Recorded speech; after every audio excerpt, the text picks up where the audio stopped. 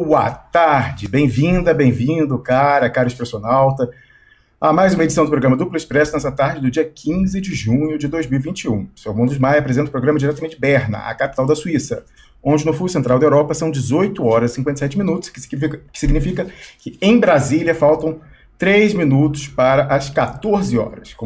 Nildo Domingos Ourix, eu queria que a gente começasse, então, se possível, tratando da questão econômica, questão estrutural brasileira. O que você acha aí desses indicadores? Agora você acha que vamos ter uma recuperação dos preços das commodities, por conta disso vamos reviver um ciclo das commodities, vai, de repente, aproveitar o governo? Quem sabe se aquilo em que muitas pessoas estão apostando, inclusive, aparentemente, o próprio Marcelo Freixo, da movimentação eleitoral que fez, que Lula possa voltar, a gente possa voltar a 2002 e é tudo que a gente vê ali nos governos do PT. Você acredita nisso, Nildo Ourix, que realmente os indicadores econômicos mostram que o pior já passou? Estimadíssimo Rômulo Maia e Expressionautas, é um prazer voltar aqui ao Duplo Expresso depois de longas 3 semanas, que ao contrário do Rômulo, nós aqui no sul do Brasil estamos amargando e nos deliciando com um friozinho maravilhoso.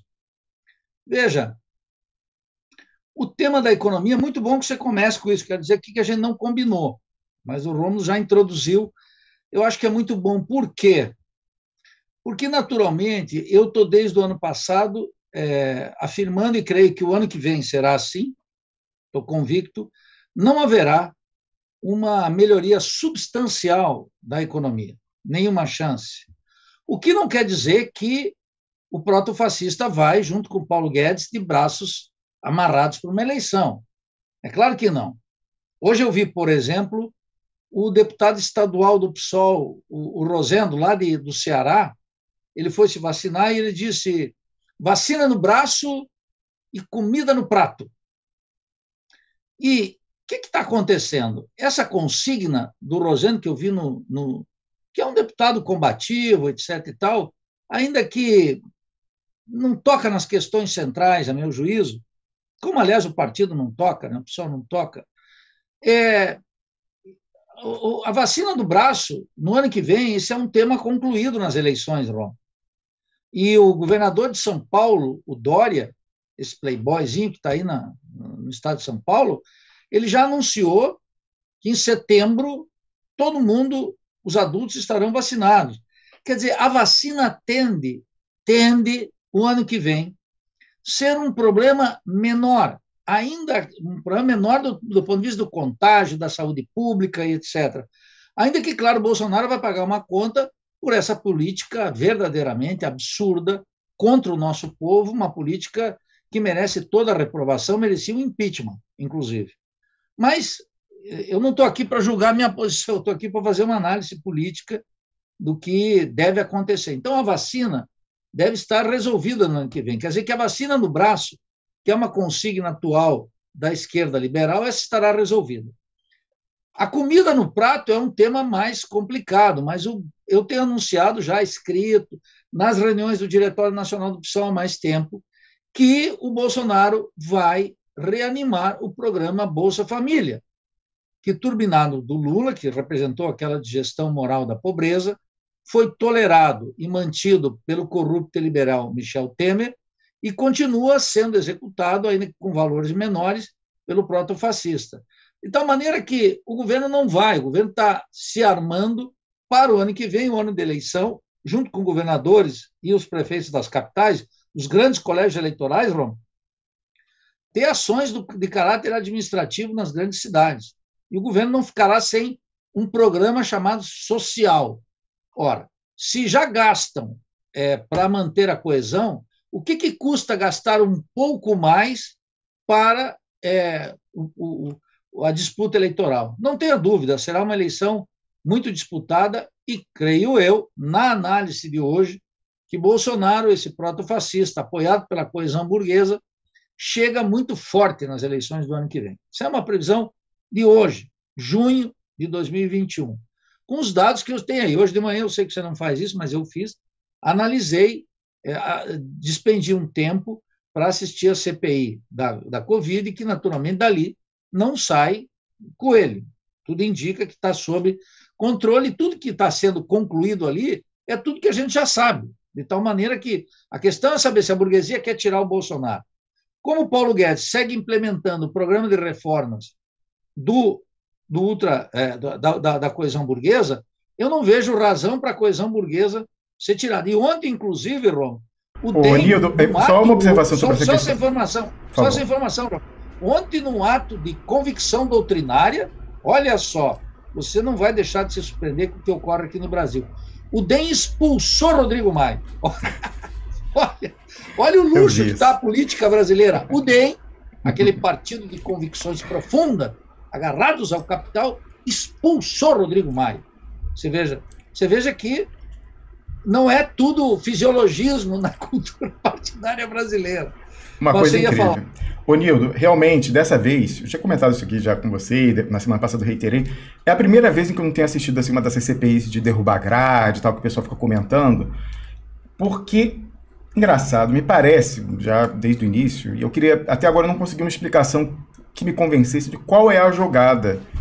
Por que ela foi instituída? A gente vê os atores aí, os interesses, essas pessoas não querem, de fato, derrubar o Bolsonaro. A gente vê quem controla a CPI.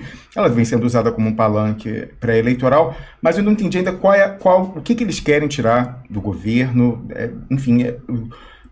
Obviamente que em ela existindo tem várias funções, inclusive diversionistas. A gente vê a derrubada da grade e o poder de ficar pautando a oposição com uma pessoa que vai da semana e tal, agora vai, não sei o quê. Mas nada ainda me convenceu porque eu queria até pedir para quem nos assiste, de repente, que me explicassem se realmente o intuito maior é esse sequestro, alguma medida do debate político e o direcionamento das atenções para esse ambiente controlado, ultracontrolado do parlamento. Eu não entendi ainda qual é a jogada, se realmente é a velha classe política usando isso para extorquir o governo e depoentes, como é o normal em CPIs, eu aprendi isso em diversas situações, pessoas que são procuradas por quem vai depor antes, as autoridades vão falar, você não quer ser chamado, paga um X e tal, não sei o que, até parece que há relatos de que esse empresário bilionário que vai ser convocado essa semana e tal, o Wizard teria procurado pessoas para fazer isso, não sei se é o caso ou não.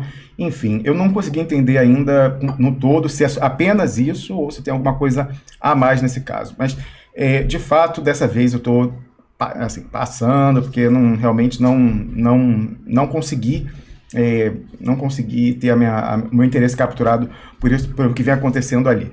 Ô, Nildo, eu acertei até agora, vamos ver se até o final da nossa transmissão o Google e o YouTube mudam e fazem com que eu não acerte mais as apostas aqui de novo, porque ele diz que o número de pessoas que nos assiste até aqui está zerado. Então, se você existe, você é expressionalta, eu peço que você, nesse momento, diga isso aí para nos ajudar a registrar a defraudação da Big Tech. Então, eu vou colocar aqui o perfil oficial, a pergunta se você existe, e eu peço que você responda se você existe, e também no replay, você vendo aí a gente depois do nosso sinal ao vivo ser concluído, você possa deixar aí também a sua manifestação nos ajudando a identificar e registrar a sabotagem da Big Tech. Nildo Oryx. Ramos, a CPI ela é sempre um espaço de negociação política, para quem está a favor e quem está contra o governo. E cumpre todas essas funções que você está mencionando aí, de diversionismo político, de agenda do debate brasileiro, de chantagem, de corrupção, etc. Um componente muito claro é o seguinte: as disputas nos estados, Romos, não estão completamente definidas em todos os estados. E Bolsonaro tem cartas para jogar. De tal maneira que todo mundo pressiona ali, senadores, que a grande maioria são ex-governadores, inclusive, sabem do traçado, eles estão ali negociando posições. Alguns já se definindo por Lula, como Renan, outros em cima do muro e outros mais já a favor de Bolsonaro. Mas a CPI, sem movimento de massas, é incapaz de colocar em xeque o governo Bolsonaro. O governo Bolsonaro tem um trunfo na mão, que é o programa ultraliberal do Paulo Guedes, Ron. Então, eles estão avançando cada dia mais, percebe? Em dezembro, se aprovou, por exemplo, no Senado, a venda, a possibilidade de vender terras no Brasil para o capital estrangeiro. Ora, isso é uma agenda importantíssima para a classe dominante, eles vão querer manter isso. todas essas reformas, se vai por um processo de impeachment, elas são naturalmente interrompidas. E isso não interessa para a burguesia. E tem um conjunto hoje, aquela quantidade imensa de medidas, aquelas 35 medidas que o governo mandou logo após a eleição da mesa do Congresso, do Senado, presidente do Senado e a mesa da Câmara, aquela é a agenda que interessa a todas as frações do capital.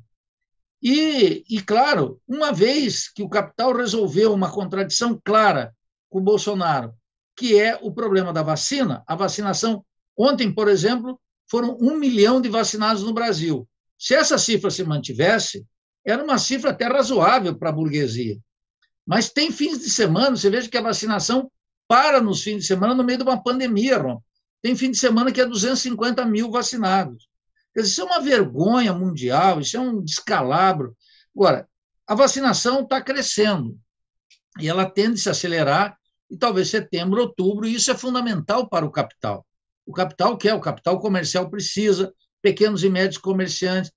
Em geral, a burguesia já definiu, alguns meses atrás, através dos banqueiros, e o Paulo Guedes vocalizou isso, que a vacina é absolutamente indispensável. De tal maneira que não há uma razão verdadeiramente escandalosa para a burguesia, para a moral burguesa, e, sobretudo, para os interesses da burguesia, em tirar Bolsonaro. Então, as televisões flertam com isso, sobretudo a Globo flerta com isso, e etc. Mas passos concretos nessa direção a gente não observa por parte dos banqueiros, do latifundiário, que está todo com ele, do capital comercial, que aqui no Brasil está cada vez mais concentrado e centralizado nos grandes atacadistas, eles que estão dominando a situação do comércio, e, sobretudo, uma burguesia industrial que está cada vez mais diminuta, né? Cada vez com menor poder. Mas está acontecendo algo, Rômulo, que eu queria mencionar aqui a propósito do tema econômico, que é o seguinte: se nós não vamos ter um crescimento absurdo, quer dizer, qual seria o efeito de uma mudança na economia? O primeiro lugar do efeito de uma mudança da economia teria que ser uma mudança no nível de emprego, quer dizer, baixar vertiginosamente a taxa de desemprego. Essa, Rômulo, seguirá absolutamente alta, elevadíssima aqui e o ano que vem. E é para suprir a incapacidade do governo em diminuir o desemprego que ele necessariamente vai para a eleição turbinando aqueles programas sociais que são consagrados, e o principal deles, que é o Bolsa Família, como eu tenho alertado já há muito tempo. Então, essa é a primeira consideração. A segunda é que, essa semana, o Banco Central elevou de novo a taxa de juros. Por quê? Porque o pagamento de juros através da Selic, ela diminuiu notavelmente. Mas ocorre um outro problema, Rômulo. Um problema que é o grau de emissão de swaps bancários. Swaps, tu sabe, o Expressionauta sabe, é uma operação sem risco, risco zero para os capitalistas, que gostam de um capitalismo sob risco. Eles dizem que gostam, mas, na verdade, eles usam o swap cambial. O swap cambial, o governo fala com os burgueses e diz o seguinte, para as distintas frações do capital: eu te garanto um câmbio estável. Se esse câmbio variar, o Banco Central e o Tesouro cobrem essa diferença. Então, o capitalista não força uma corrida contra o dólar e, portanto, mantém a estabilidade da moeda. Mas, no outro lado, está ocorrendo uma coisa muito grave desde o ano passado, Ron, que é o grau de endividamento em dólar das empresas brasileiras. Então, tem uma bomba de tempo aí para ser administrada por Paulo Guedes, que é o grau de emissão dos swaps bancários, que deixam lucros ou prejuízos mensais no Banco Central, que, via de regra, tem que ser cobertos pelo Tesouro, por um lado, e, de outro lado, um grau de endividamento cada vez maior das empresas. Empresas que contratam dólares e têm que pagar dívidas em dólares, com o valor, e tem que arrecadar em reais para comprar dólares. E o Estado brasileiro, através do Banco Central, garante esse dólar, digamos, barato, na linguagem dos economistas, competitivo, e passa o prejuízo na forma de crescentes déficits orçamentários que são cobertos pela austeridade fiscal. De tal maneira que tem essa bomba aí na frente que não dá para descartar que nós tenhamos um problema cambial mais forte, mais intenso.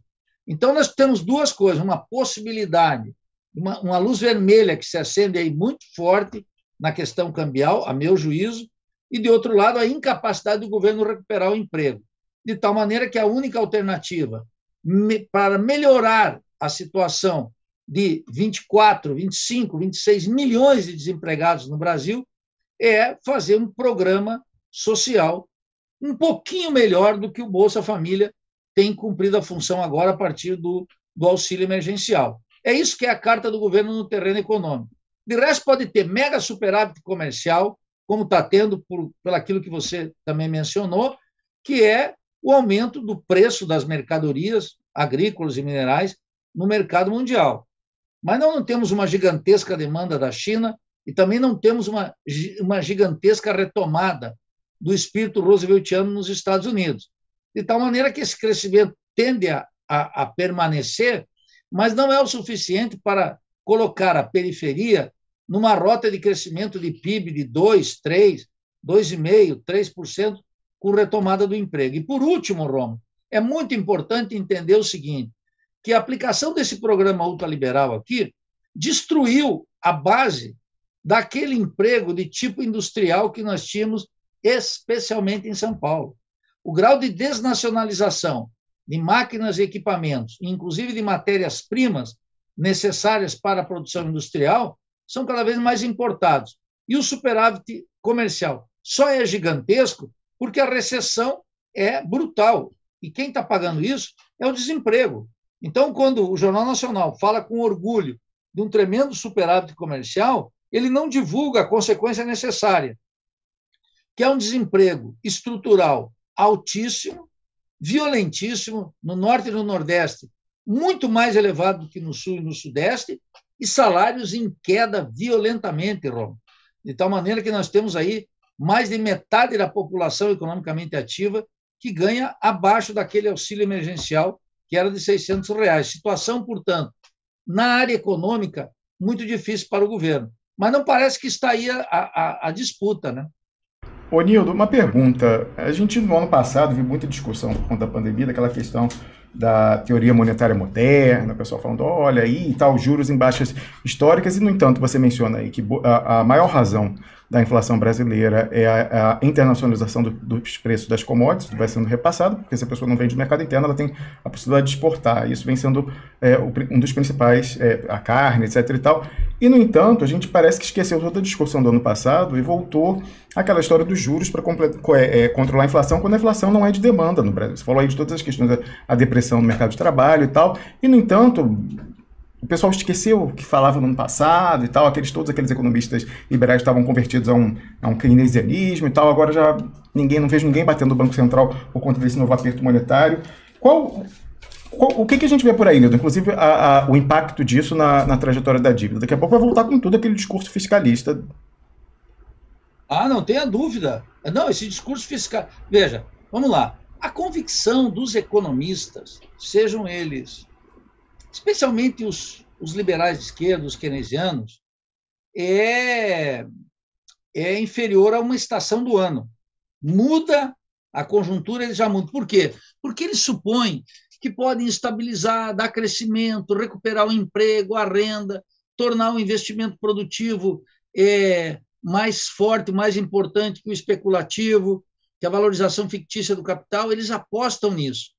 E como as condições mudam e o cenário mundial muda, eles mudam muito rapidamente. Os liberais, ao contrário, continuaram durante toda essa crise. Olha, eu acompanho alguns notórios, chamemos assim, é uma loucura. Os caras estavam dizendo, desde que começou, que a inflação vai voltar na economia mundial como uma locomotiva, como um foguete, em função das emissões monetárias. E o que a gente viu, Romulo? Que, a despeito da fé deles, a fé não moveu montanhas. As emissões foram gigantescas e a inflação não é forte na Europa, nem nos Estados Unidos.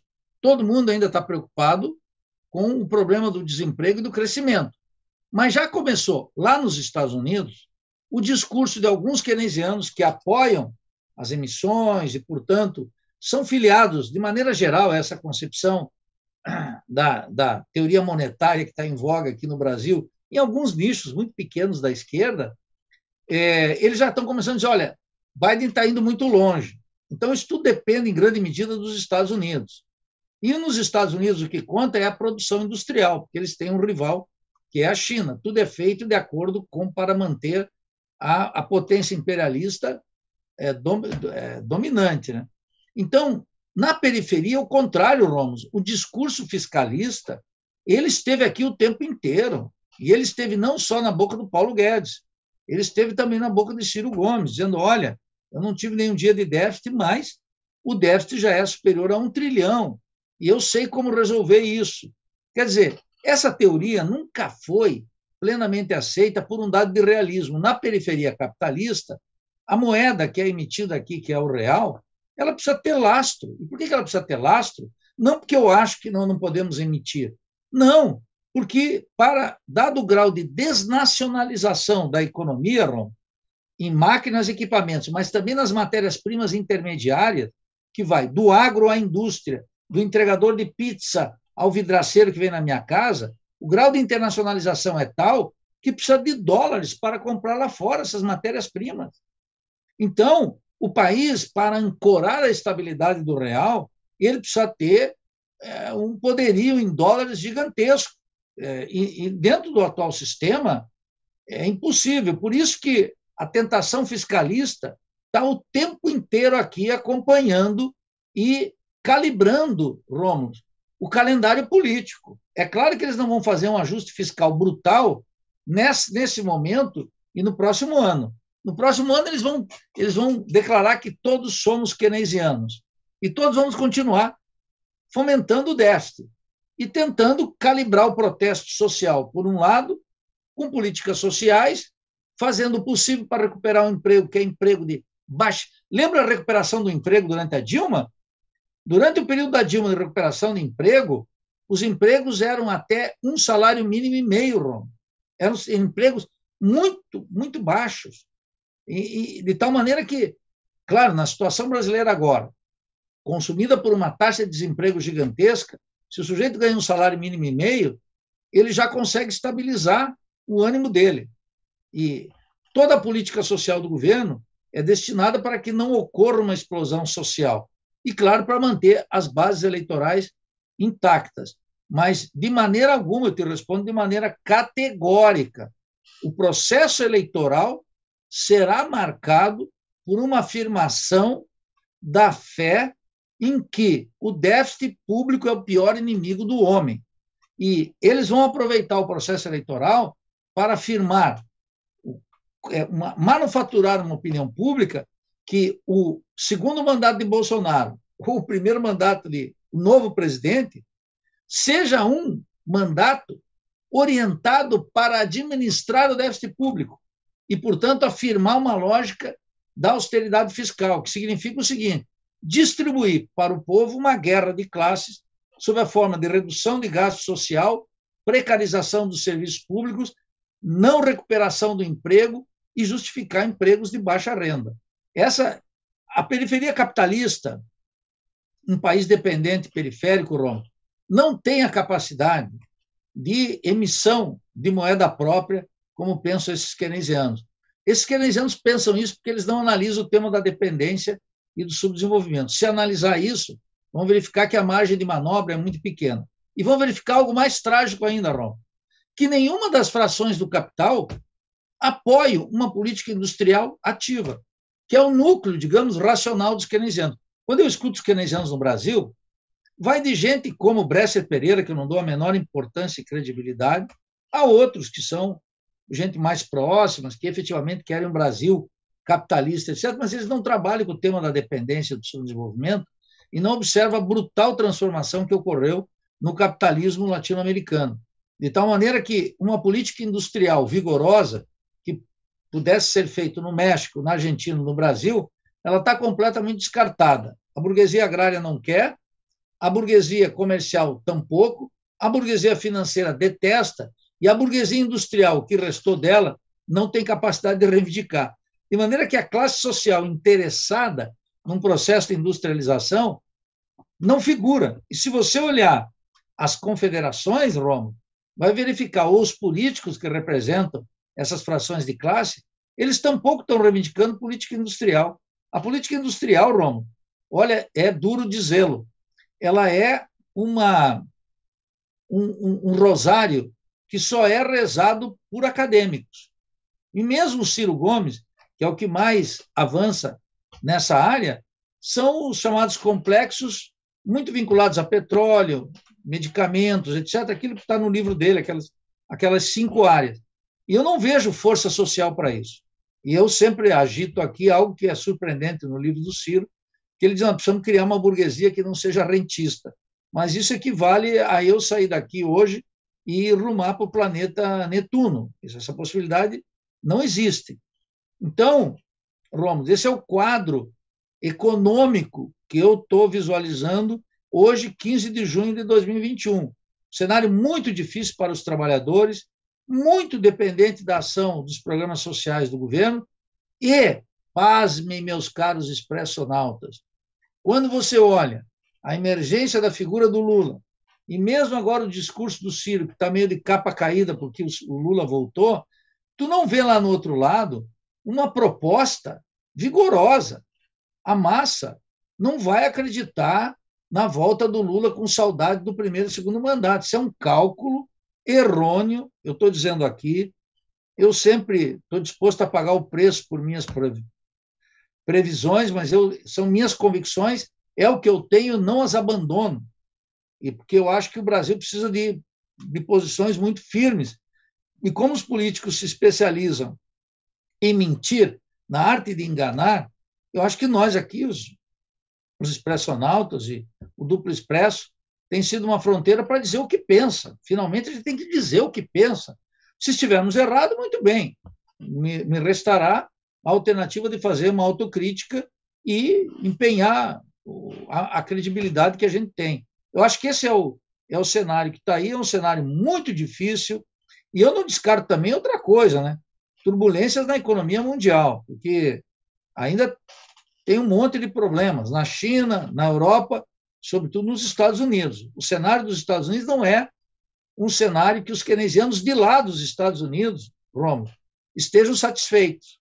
Eles são muito cautelosos. Eu fico observando os caras lá nos Estados Unidos, os keynesianos, aqueles que estão por Biden, aqueles que detestam Trump, aqueles que querem a teoria monetária moderna e que querem o keynesianismo e que acham que tem que incorporar o espírito rooseveltiano e fazer um novo ciclo de 30 anos gloriosos, eles estão muito cautelosos e já começa a ter uma divisão de que essa expansão monetária foi longe demais.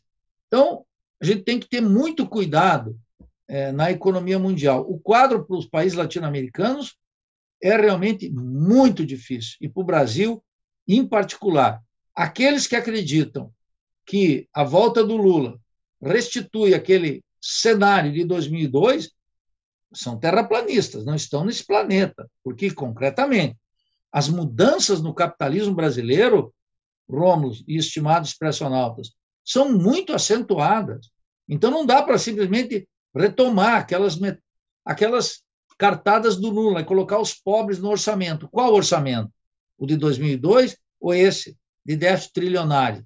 Qual economia mundial? A de 2002 ou essa de 2021, que não saiu ainda de uma crise cíclica tremenda? De que nós estamos falando?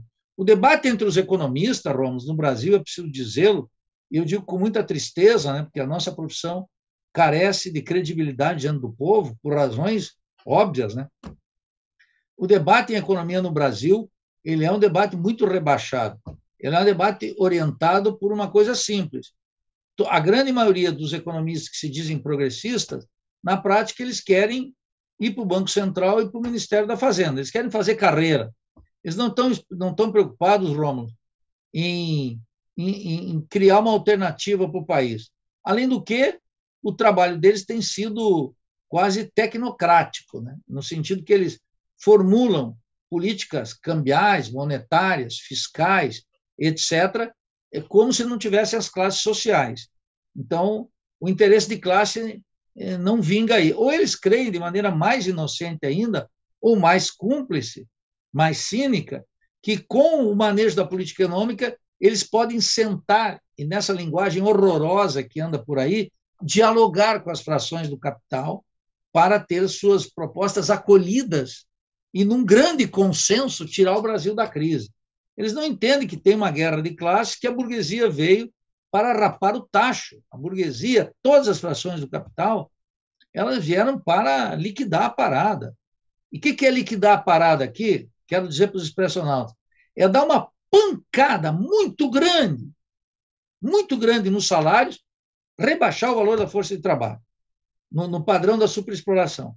De outro lado, uma internacionalização da economia. Repito, no setor de máquinas, equipamentos e de matérias-primas intermediárias.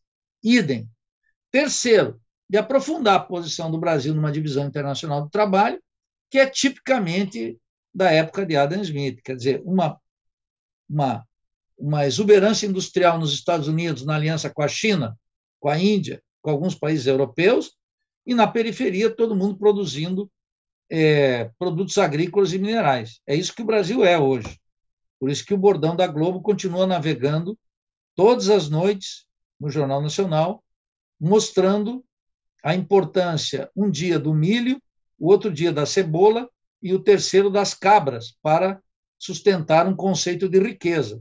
Então, como no lado da oposição liberal, quero dizer, sobretudo o Lula, mas também o Ciro, não há uma clara ruptura com esse modelo, eu vejo que o debate sobre o futuro ele está interditado por esse bom mocismo, essa ideia de que nós podemos sair da crise sem rupturas. E é por isso que eu acho que o proto-fascista Bolsonaro, que aposta aparentemente mais no caos, tem mais chances, porque é nesse turbilhão da crise, Ron, que ele se move melhor. E é nesse turbilhão da crise que o radicalismo de direita tem, naturalmente, mais viabilidade.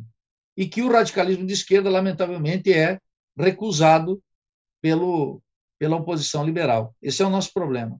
Perfeito. Ô, Nildo, um nome aí que ajuda a gente a fazer a transição desse primeira pauta econômica e da descontinuidade da história da MMT no debate atual é o nome de André Lara Rezende, porque uma das coisas que foi saudada nessa movimentação do Marcelo Freixo não foi só ele ter trocado de partido, foi também o relato de que ele estaria entabulando conversas com André Lara Rezende, justamente. Então, eu queria que você fosse para o tema que nos ajudou a dar o título do programa de hoje, relatando para a gente quais foram os seus entendimentos desse texto do domingo e se há alguma mudança na sua percepção com os sinais que foram emitidos lá para cá, no encontro com Marcelo Freixo. Olha só, Romo, o André Lara Rezende, eu li os últimos 2 livros dele. Estava até aqui enquanto você estava falando, agora eu ordenei minha biblioteca aqui, então, mas eu li os dois últimos livros dele. E o André Lara Rezende é um homem que, naturalmente, se fez a partir do plano real. É uns ideólogos desses. E ele, de vez em quando, ele vai lá para os Estados Unidos, e ele pega o debate acadêmico dos Estados Unidos, que é sempre mais plural que o debate acadêmico brasileiro, que não é um debate intelectual, hein, expressional, é só um debate acadêmico. Eles vão lá, pegam algumas migalhas que são parte constitutiva do debate político estadunidense. Tem um debate político dentro dos Estados Unidos, em que a universidade estadunidense ela reflete porque ela é uma universidade para os gringos, ela é uma universidade para os Estados Unidos. Ela lá é a universidade necessária. A nossa aqui é a universidade que macaqueia, que repete. Então, o André Lara Rezende vai lá e pega algumas ideias hereges lá, que, no fundo, ele está aqui querendo combater aquilo que ele chamou, Romulo, quando ele viu o Paulo Guedes fazendo déficit, ele escreveu um artigo chamado O Assalto dos Infiéis, dizendo, opa, como é que Paulo Guedes está produzindo déficit? Ele que é um monetarista, né? Um Chicago boy, que assalto dos infiéis é esse? Meu filho, André Lara Rezende, é o seguinte, meu querido banqueiro, olha, é que, na época da crise, a crise exige o keynesianismo. a intervenção estatal. Então, o André se transformou nessa figura que discute com todo mundo. Discute com o Ciro, certamente tem emissários com o Lula, e agora assumiu junto com Raul Jungmann e outros, uma articulação em torno do Rio de Janeiro com Marcelo Freixo. Antes de tratar do Freixo, uma última palavra ainda sobre o André Lara Rezende. É a ideia dessa gente, da qual André Lara Rezende faz parte desse consenso conservador no Brasil. André Lara Rezende é parte constitutiva, hein? Ele é um dos criadores aí do Plano Real, ele navegou até agora nisso, ele ganhou a vida, inclusive financeira, resultado das próprias transformações que lá atrás, em 94, eles criaram. Esses economistas, eles acham que agora o Brasil já colocou para baixo os salários, que o Brasil já fez, de alguma maneira, um ajuste no Estado, e que agora nós podemos retomar um certo crescimento, que para eles nem é um projeto de industrialização, nem é aquela velha ideologia da burguesia latino-americana dos anos 50. Na prática, Rômulo e meus estimados expressionautas, a burguesia latino-americana navega sem a ideologia da industrialização. Agora é a ideia de estabilizar a moeda e a ideia de dar emprego e renda, sem aquilatar o que significa a qualidade do emprego e o que significa o nível de renda, que necessariamente serão, nas condições latino-americanas, muito baixos, muito próximos da sobrevivência, porque aqui manda a lógica da superexploração da força de trabalho, tal como o meu guru mineiro de Barbacena, Rui Mauro Marini, escreveu de maneira magnífica. Então, veja, o André Lara Rezende, ele começa a circular por aí como se ele fosse o novo guru. O Bresser Pereira não pode fazer isso. Primeiro, porque está muito idoso, e segundo, porque já andou em todos os bandos, né? Já foi Sarney, já foi Tucano, já foi Lula, só não foi Temer e Bolsonaro.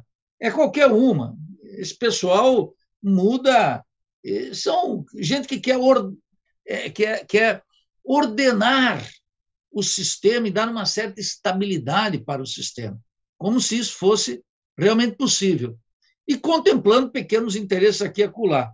Então, quando eu li agora que o Marcelo Freixo, que o André Lara Rezende está com o Freixo para pensar uma alternativa para o Rio de Janeiro, o Rio de Janeiro, você sabe, Romulo, teu estado vive uma encruzilhada há muito tempo. Qual é o problema? O problema é o que eu escrevi lá no meu artigo, que você aqui generosamente está divulgando no meu blog, que é o seguinte: uma saída para Manaus e Santa Catarina, para falar aqui do meu estado e falar de uma tragédia dos brasileiros lá do Amazonas, ela é possível, porque são realidades mais não tão de magnitudes inferiores àquela que nós temos no Rio de Janeiro. Mas o Rio de Janeiro não admite, Romulo, um bordão de resumir o problema na luta contra o crime.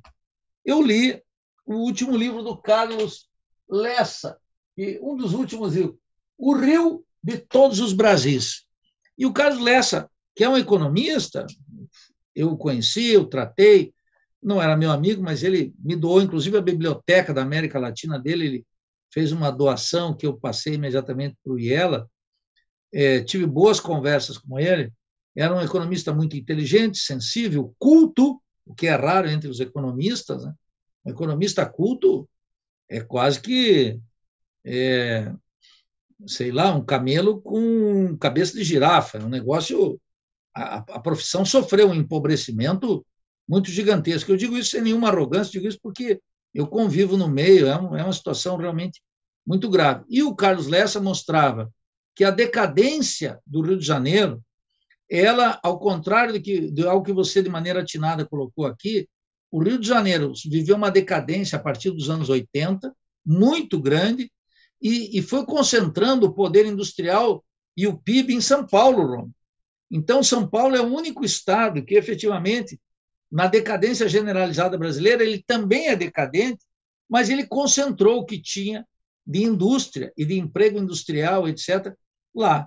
de tal maneira que a catástrofe do Rio de Janeiro, a que dá origem às milícias, se nós tivéssemos que explicar por que esse fenômeno emergiu com força no Rio de Janeiro, os milicianos, por que os partidos políticos estão fazendo assembleias lá em Bangu 2, todos presos, governadores, presidente da Assembleia, presidente de tribunais, etc. e tal.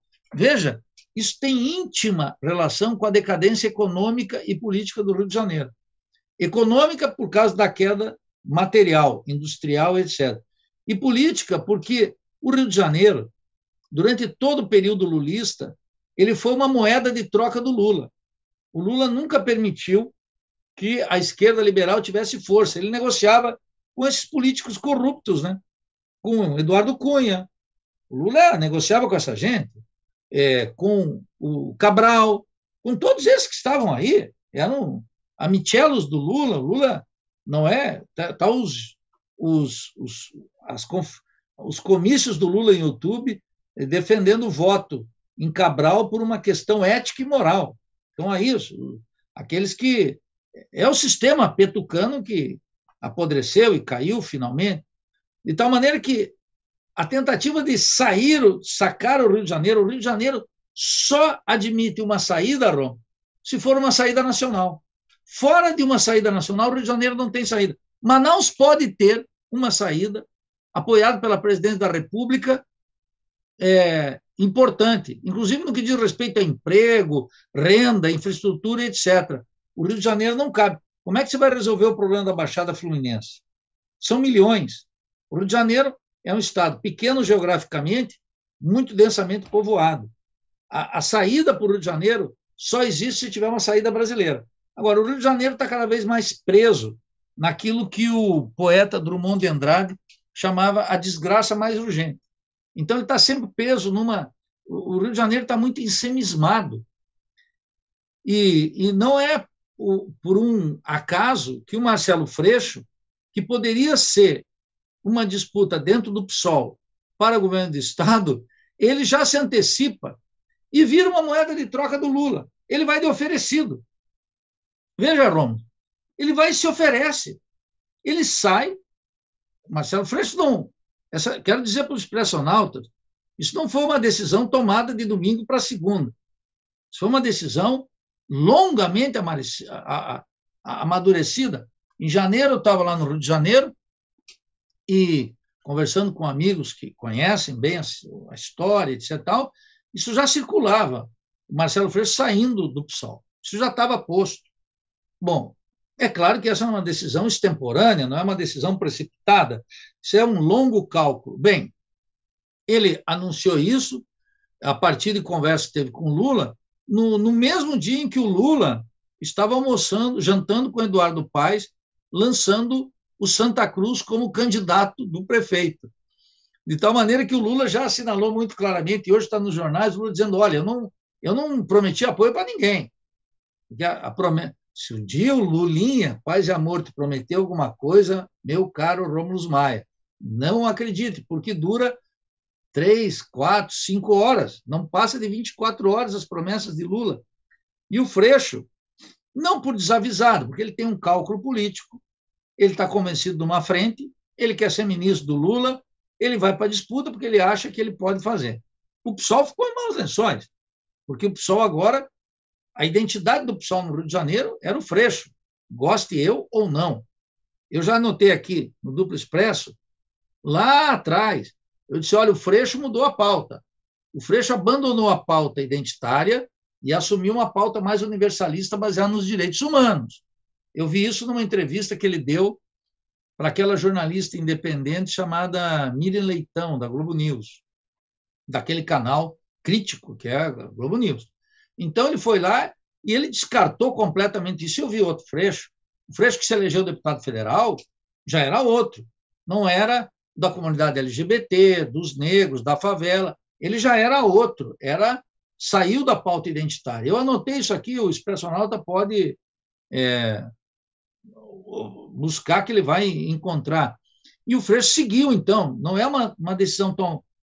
e o Lula já decidiu. Vai ter pelo menos 2 palanques no Rio de Janeiro. O do Santa Cruz com o Paes e outro do Freixo. Os dois vão para a disputa e aquele que virar para o segundo turno vira o candidato de Lula. Então, o Freixo... Agora, o que o Freixo ganhou? Bom, o que ele tem fora do PSOL é o que ele tinha quando ele estava no PSOL. Por quê?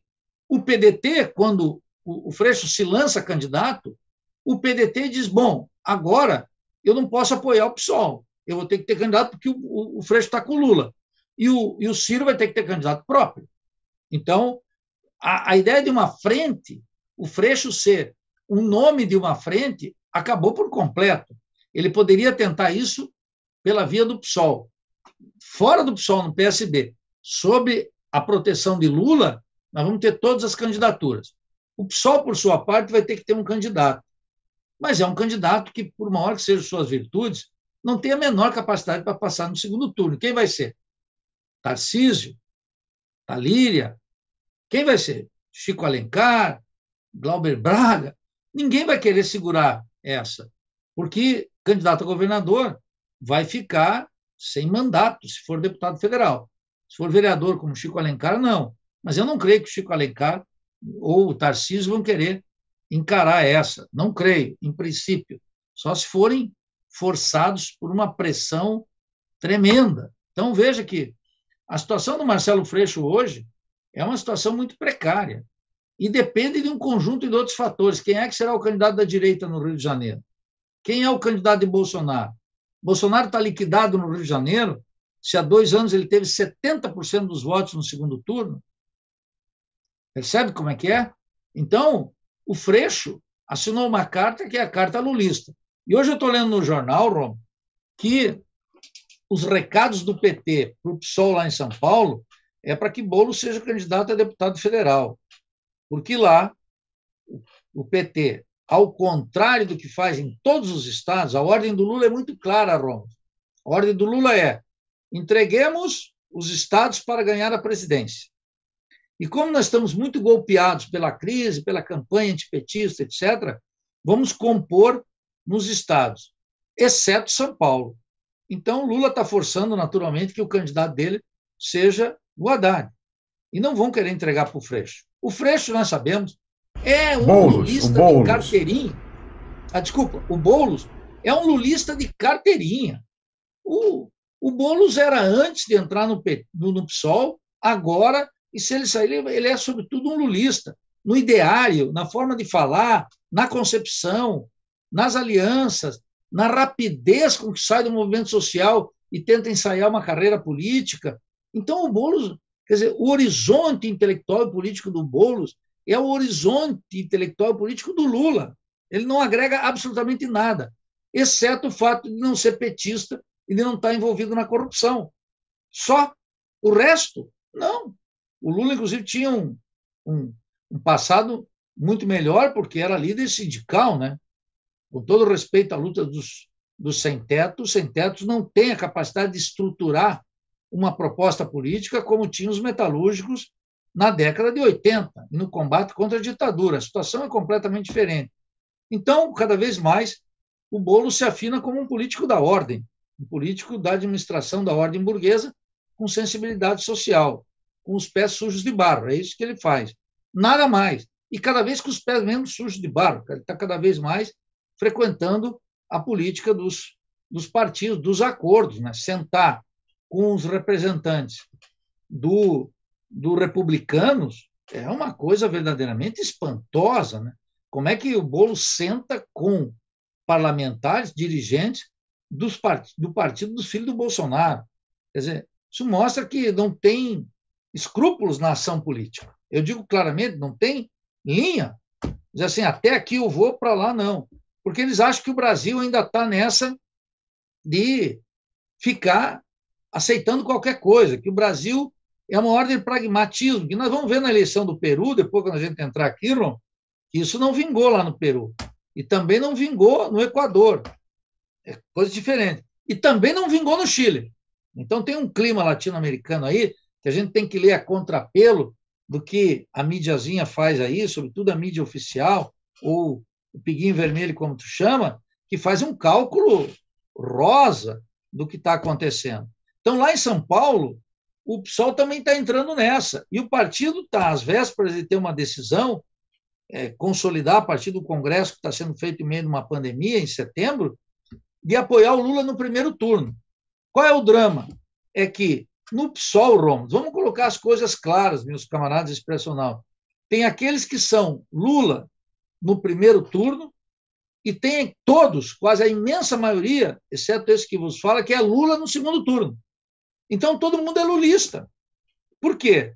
É natural, né? Qual foi o discurso do PSOL até agora? Era um discurso de ocupar, fazer a crítica moral ou política ao liberalismo de esquerda. Nunca foi um projeto de ultrapassar o fracasso ético, moral e programático do PT. Nunca foi.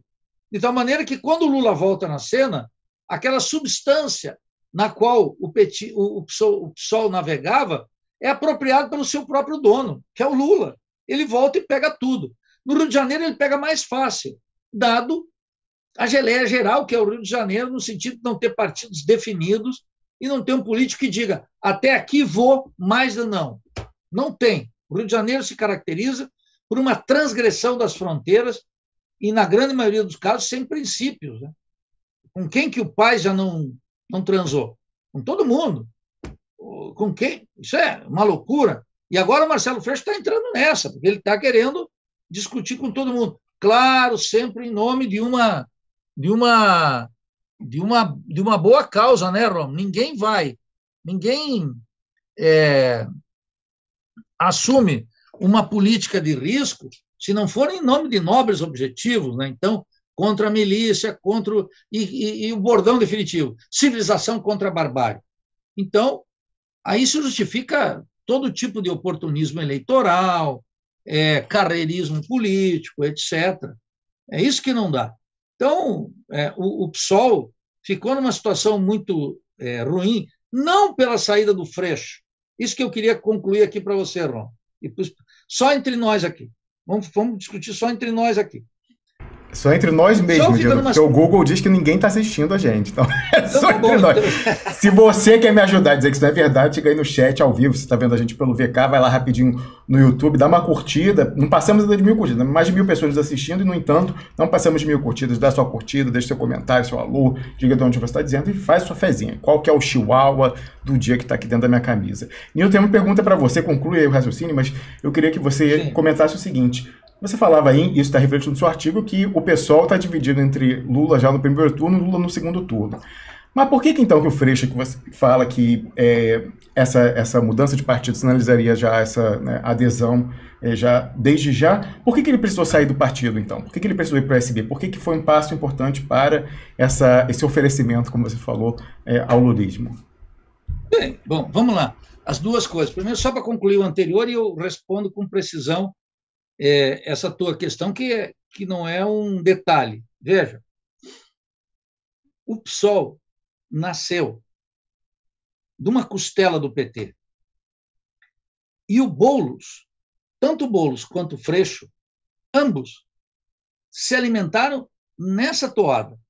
Então, quando o Freixo dá o passo, ele dá o passo no lastro da cultura, do programa e do horizonte político determinado pelo PT. Veja que o Freixo, lá no Congresso Nacional, o Freixo, por exemplo, votou no pacote Moro. Com qual o argumento? Minimizar as partes mais horrorosas daquele projeto. Você veja que é uma redução da política ao parlamento. Ele não está pensando no embate das massas, ele não está pensando numa crise.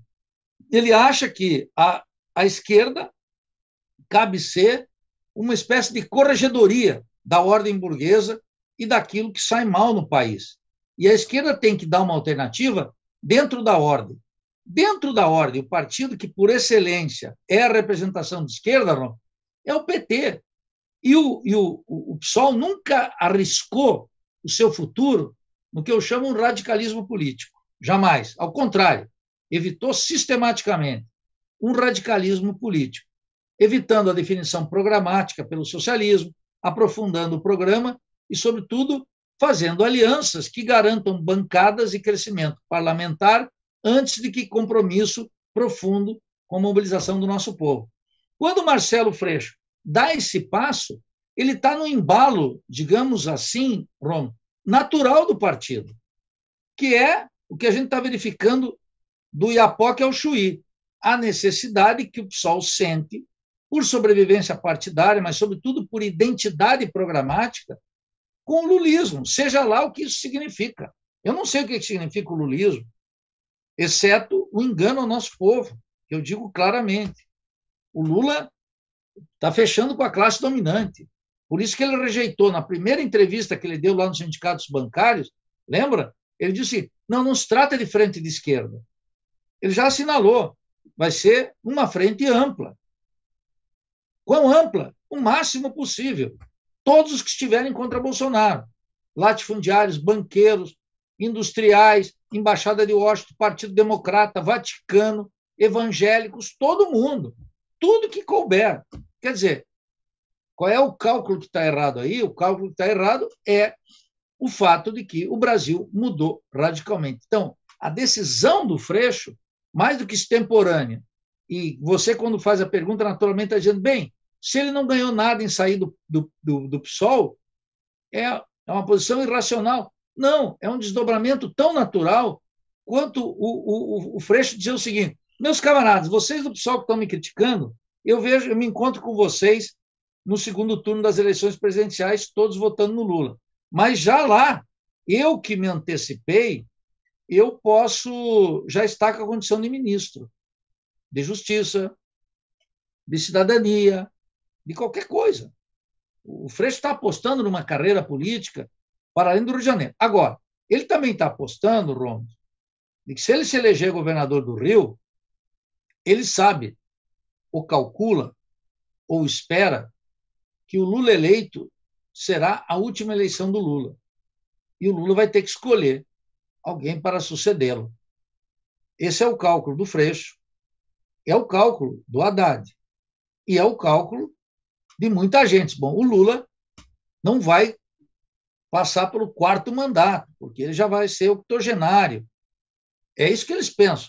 O Lula não, ninguém consultou o Lula sobre isso. Então, eles pensam que é o seguinte, quem é que vai se apropriar dessa tradição? Para eles, Rômulo, finalmente, não tem crise, não tem ruptura, não tem transformação no país. Não tem uma análise do que é o capitalismo hoje no Brasil. Então, nós vamos nos enfrentar com dias violentíssimos. Eu postulo, Rômulo, que um eventual governo Lula será um governo de uma crise gigantesca. Lula não sabe, quer dizer, literalmente não sabe o que fazer com os militares e não tem uma nova doutrina militar. Lula crê que pode chegar a um acordo com o Partido Democrata e, portanto, com o Joe Biden. Lula acredita que pode pacificar essa guerra religiosa latente que existe na sociedade brasileira entre evangélicos e católicos.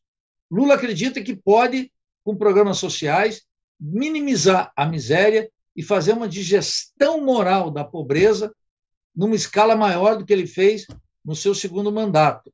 De tal maneira que as crenças do Lula, elas são as crenças dos políticos vulgares, que se criam ao seu redor, e são crenças de quem acha que pode dar nó em pingo d'água. É o que todo mundo acredita no Lula. Quando o Lula foi lá no Rio de Janeiro agora, ele sentou com figuras expressivas do PSOL. A Talíria, o Tarcísio, presidente do diretório, líder da Câmara de Vereadores, até meu amigo Brizolinha, o Leonel, entrou no PT. Você veja, brizolistas, Vivaldo Barbosa foi para o PT, Freixo foi para o PT, todo mundo foi. Todo mundo tem aí um apetite eleitoral, lamento dizê-lo, tem um apetite eleitoral desmedido. E sabem que a onda ao Lula ela é muito forte no Rio de Janeiro, como ela é muito forte no Nordeste. Pode escrever, Romulo. O efeito Lula no Nordeste vai ser igualmente poderoso. Sul e Sudeste obedece a outra lógica. Mas no Norte e Nordeste e no Rio de Janeiro, pode escrever que não vai ser coisa pequena. Muita gente vai aderir e vai mostrar o mesmo comportamento do Freixo. Freixo terá a seu favor uma coisa só. Quando o Lula estava começando, eu fui o primeiro que saí em sua defesa. Arrisquei minha tradição, saí do PSOL e dei um salto no escuro, nos braços do Lulinha Paz e Amor. Resta saber se essa operação vai dar certo. Está muito longe, Ron.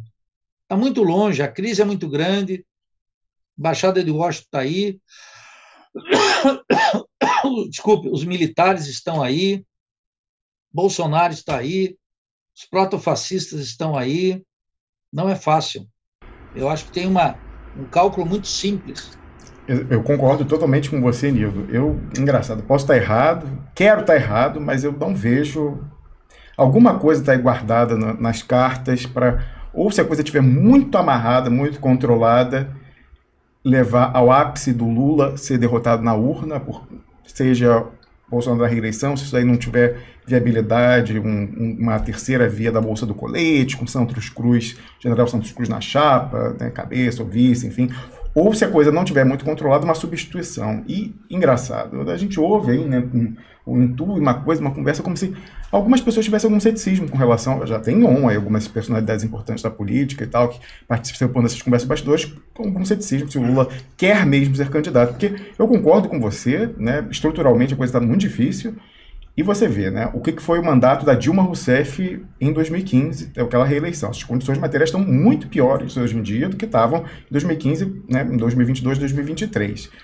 Inclusive, isso guarda relação com o que a gente vai passar a conversar daqui a pouco, Nildo, que é o Peru, porque o Alberto Carlos Almeida, cientista político, que foi estrategista-chefe da campanha derrotada, que queria ser derrotada do Fernando Haddad em 2018, do PT, de uma forma mais ampla, ele analisando o resultado do Peru, ali quando estava aquela indefinição, mas já apontando para a vitória de Castilho, ele falou, olha, é o pior quadro possível, é inclusive semelhante ao da Dilma Rousseff em 2014. Era melhor ter perdido. E foi até importante isso, porque a gente aqui falou, ali durante a eleição, entre o primeiro e o segundo turno, que naquela campanha o PT estava jogando para perder, né, tínhamos essa informação porque o próprio Alberto Carlos Almeida, os quadros da campanha, tinham procurado o Piero Leiner, porque uma análise que ele fez de como deveria ser aproveitado o espaço de televisão do PT tinha viralizado e tal, e o pessoal foi consultar ele, inclusive o Alberto Carlos Almeida. Então a gente já tinha informação ali de que o PT estava jogando para perder, não queria de forma nenhuma ganhar, e a gente falamos isso aqui, inclusive, depois da eleição, depois do segundo turno, eu publiquei um print de uma das conversas do Alberto Carlos Almeida com o Piero Leiner, dando conta disso. Não, a eleição vai passar, aí a gente perde, a gente recorre no TSE, aí sim vai caber o áudio do Bolsonaro pedindo caixa 2 para o disparo em massa de mensagem do WhatsApp. Naquela altura, a fonte não tinha sido identificada, e 2 anos depois, quando a gente estava na eleição municipal do ano passado, e a gente mais uma vez falava que muita gente ali estava jogando para perder, aí o pessoal veio me encher, não, é vocês, gente com um discurso como o seu, é que faz perder e tal. Eu falei, olha, chega, tal. Aí eu falei, é o Alberto Carlos Almeida e tal, e ele não negou, né, no Twitter, quando questionado, e de fato até foi importante agora ele publicamente dizer que muitas vezes, mesmo com essa marketagem da civilização contra a barbárie, falou, não, é melhor a barbárie mesmo, a gente fica aqui na civilização bonitinha, mas derrotada, com os mandatinhos no parlamento, algumas máquinas locais, estaduais e tal, é o melhor, deixa o pessoal se entender com a barbárie. Então, o Alberto Carlos Almeida projetou para a situação peruana o que ele certamente conversava e atuou estrategicamente para que esse fosse o resultado em 2018. Eu, sinceramente, acho que em 2022, seja com o Lula na cabeça de chapa, seja com uma substituição aí consertada de alguma forma, vamos lembrar das diversas faquinhas no pescoço que continuam tão afiadas quanto no judiciário, na tal da sinergia entre generais e alta cúpula da juristocracia, eu acho que, de alguma forma, o pessoal vai jogar para perder, ou já está combinado isso, seja com o Lula sendo derrotado na urna, seja com uma substituição. E eu acho interessante a gente notar aí como talvez queria até consultar quem nos assiste nesse momento, se concorda que um bom proxy para a gente saber uma aproximação, um canário na mina, se realmente o Lula vai ser candidato, é essa história do Haddad estar fugindo da candidatura em São Paulo. Porque, Nildo, se o Haddad não for candidato, qual é a legitimidade do PT para pedir que Boulos não seja candidato pelo PSOL ao governo do Estado? Se saiu um nome daqueles, né, sem nenhuma densidade eleitoral, nenhuma resultado eleitoral, como foi para a prefeitura do ano passado. A própria militância do PSOL tende a se insurgir de não ter uma candidatura. Então, a história do Haddad dizer que quer continuar na articulação federal, eu acho que está muito parecida com aquela história ali de 2018, ficar, é o coordenador do programa de governo, e aí está numa primeira sinalização, uma condenação na primeira instância em Brasília, a pessoa fala, melhor substituir logo, para não repetir o erro de 2018, tudo aspas, o discurso do próprio Haddad, dizendo que ele só perdeu a eleição porque não foi substituído, só foi candidato 20 dias, ele falou isso aí semanas atrás naquele podcast de grande audiência, o Flow, e a gente fez um comentário em cima disso, aqui que está nos recortes lá do Expressinho BR. Então, eu acho que essa história do Haddad, não, né, quero ficar federal e tal, eu acho que isso é um indicativo de que tem uma coisa ali, nos sinais que a gente pega, algumas pessoas descrendo. Eu acho que o Lula, né, não vejo ele com a vontade de suicídio de imagem para a posteridade. Então, hoje em dia, mal ou bem, com o que está desenhado aí, né, dessa reversão judicial lá nos acertos nos corredores, resgatou em alguma medida a imagem, pelo menos para o discurso oficial da sua base. Pegar uma situação extremamente difícil, pior do que foi a da Dilma em 2015, é certo que os dois têm perfis totalmente diferentes, na habilidade política, etc. e tal. Agora, não vejo ele com essa pretensão de pegar esse rabo de foguete e queimar todo o seu capital político. Aliás, isso é até interessante, porque eu lembrei disso lendo o seu artigo, Nido, que você fala ali, conversando com alguns marxistas, aí depois você fala se era um militante do PSOL ou não, mas você falando, porque a Dilma indo para a reeleição naquele momento, dessa reversão de 2014 para 2015, ela teria poupado o Lula, se ele tivesse assumido naquele momento, de pegar essa situação difícil, uma agudização do conflito distributivo, a piora nos termos de troca, e aí ele queria ter que botar um Joaquim Levy fazendo o maior contingenciamento orçamentário da história, etc e tal, e ali o capital político dele teria sido queimado se ele não tivesse feito milagre, dado nó em pingo d'água. Dessa vez a situação está pior ainda, né? Então, esse pessoal aí estava, me corrija se estiver enganado, mas prevendo que, assumindo Lula, ele ficaria queimado para sempre, porque é praticamente impossível, com esse modelo da grande composição e tal, conseguir alguma coisa que preserve, né, a popularidade diante dos setores mais rasos aí da nossa pirâmide social. Então, Nildo, eu queria que você comentasse isso, se você concorda que essa história aí do Haddad... Por que acontece? O pessoal tinha, talvez, assim, né, agora fazendo o advogado do diabo. Bom, se o Haddad achasse que o Lula ia ser candidato e ganhar, um resultado muito ruim em São Paulo faria com que ele não tivesse a legitimidade para pleitear um ministério central e ficar ali naquela fila de espera de substituto do Lula. Eu não sei, porque se ele fosse o candidato, né, se o Lula fosse eleito, ele fosse o candidato do PT forte, isso significaria, né, o pessoal sentar para negociar e falar, olha, então o Boulos vai ser aí um grande candidato a deputado federal e tal. A votação do pessoal sem alternativa, se há essa composição, iria para o PT, né? Iria para o candidato da esquerda. Então, eu acho esquisito. Eu acho que isso aí é mais um sinal de que o pessoal, de alguma forma, está contando com que o Lula seja substituído lá para frente, Nildo. Como você falou, falta muito tempo. Bem, olha só, você coloca uma coisa aqui que eu tenho dito sempre, escrevo e coloquei nesse artigo que você faz menção. Tem uma certa injustiça petista contra a Dilma. Como se o fruto o desastre do seu, especialmente segundo mandato, fosse o resultado das suas deficiências, mais do que notórias, em conversar com o mundo político, fazer acordos, etc. E ninguém, no petismo, é capaz de observar, por razões óbvias, que a conjuntura tinha mudado radicalmente para ela. E tinha mudado, entre outras coisas, por causa da herança que ela herdou do Lula, da qual ela também foi uma operadora, Romos, você sabe. E fiel operadora, a razão pela qual ela foi a candidata. Então, observe, todo mundo pega Lula contra FHC, Dilma com Lula, e ninguém pega a linha de continuidade, quer dizer que o que marcou esses governos? As transformações no terreno da economia, do Estado brasileiro, das classes sociais e da cultura. Foram mudanças que foram ocorrendo. A Dilma pegou um osso duro de roer, entre outras coisas, pela forma com que Lula administrou o capitalismo aqui, pela linha do Lula. Então, a Dilma só teve que radicalizar no momento que a conjuntura mundial era particularmente adversa. Bom, vamos fazer o cálculo agora, Ron. Acaso a conjuntura mundial é favorável? Não creio. Acaso as condições nacionais são favoráveis?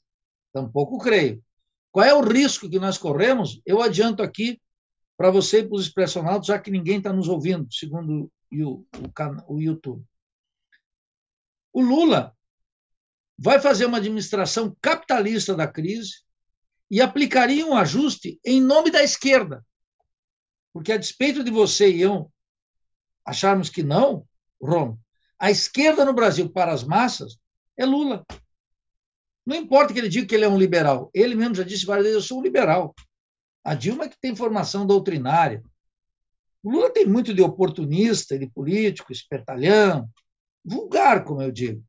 Então, ele acha, primeiro, que tem uma base intocável. Ele não conta com algo fundamental. O grau de ceticismo e descrença do povo brasileiro no processo político. Primeira é essa. Que se manifestou lá no Equador, hein, João? Que se manifestou no Peru também. Que vai se manifestar no Brasil. Mas exatamente, mas o pessoal está reservando a candidatura antissistema para o Bolsonaro ou quem quer que surja aí. Mas, assim, o roteiro está tão cantado, como você falou, a gente está vendo os resultados eleitorais, a manifestação do ceticismo com relação à falência dessa representação liberal burguesa no nosso contexto de dependência rentística, periférica, e, no entanto, no Brasil, toda a conversa vem sendo feita para reservar esse espaço para alguém falsamente antissistema, Nildo. Claro, claro. E a figura antissistêmica, nós sabemos quem é. A figura falsamente antissistêmica é o proto-fascista Bolsonaro, ou quem vier no lugar dele. Isso está cativo. Então, acho que tem um grande desencanto, por um lado. Segundo, se culpa a Dilma como uma forma de iniciar o Lula, sem entender as estruturas da economia e do Estado. Isso que é o mais perigoso.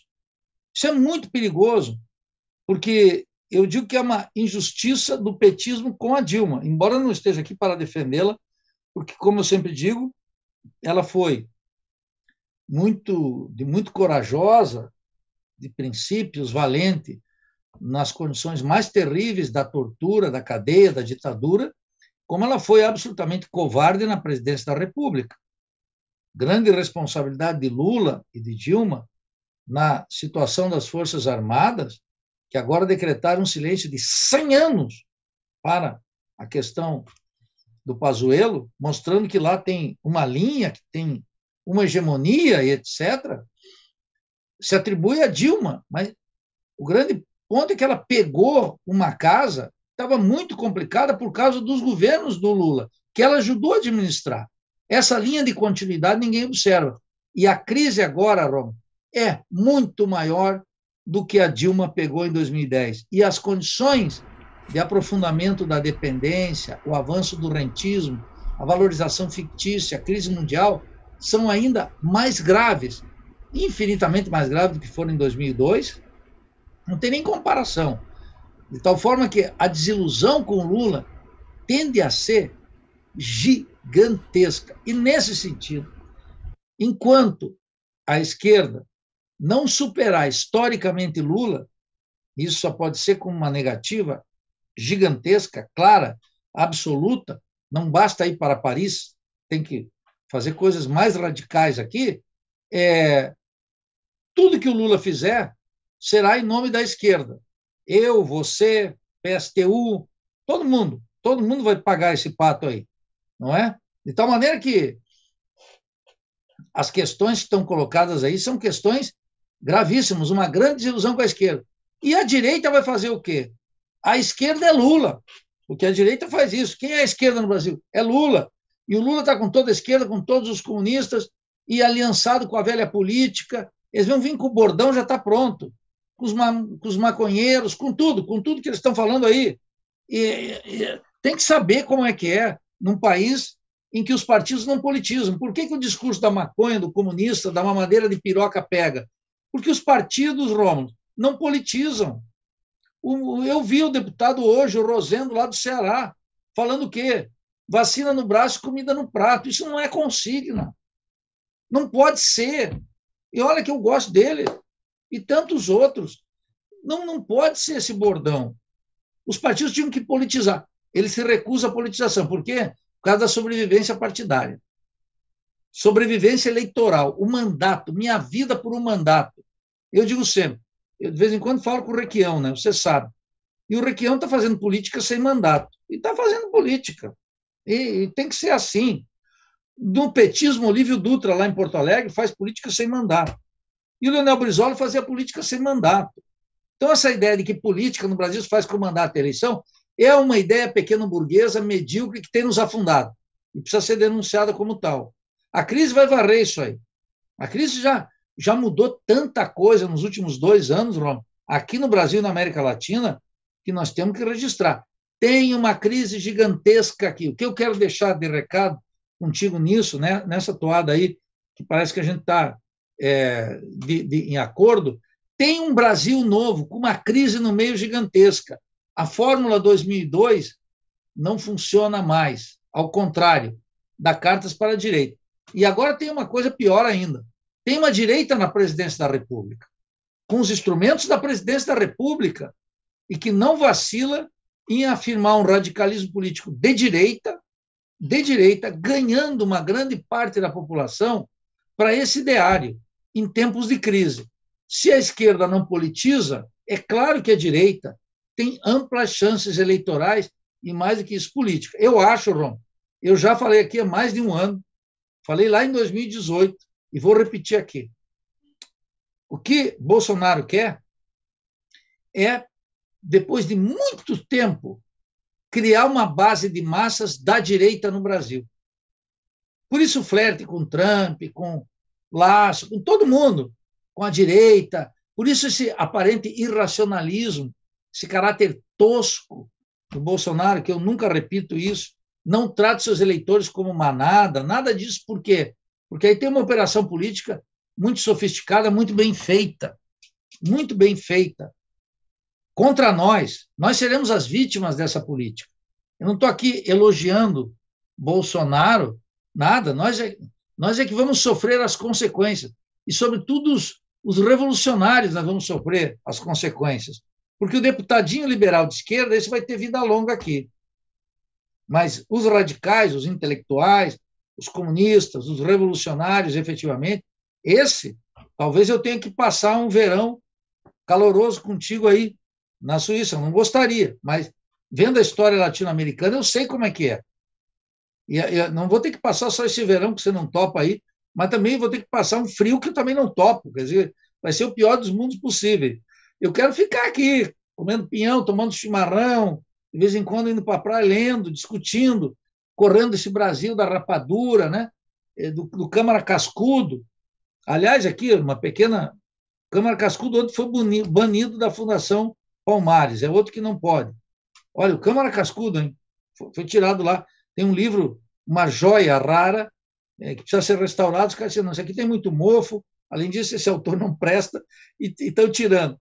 Mas veja, Rom, para voltar aqui ao núcleo racional da tua questão, a crise mudou radicalmente o Brasil, e a fórmula lulista não é capaz disso. E eu não estou vendo, olha, Rom, eu quero dizer aqui para o Expressionauta, hein? Eu seria um irresponsável se eu não observasse, tanto no Lula quanto no Ciro, uma possibilidade real de estancar o Bolsonaro e de votar no Lula para alterar a correlação de forças. Se isso fosse verdadeiro, é claro que eu não me fecharia para essa possibilidade. Mas eu não vejo isso.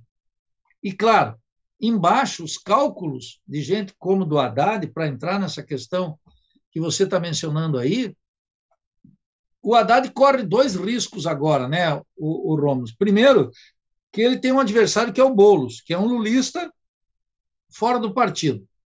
Os lulistas de dentro do PT, ele controla porque o Lula diz, se o Lula disser é o Rômulo Maia, o PT topa. O PT topa, porque imagine se o candidato a prefeito em Sorocaba, em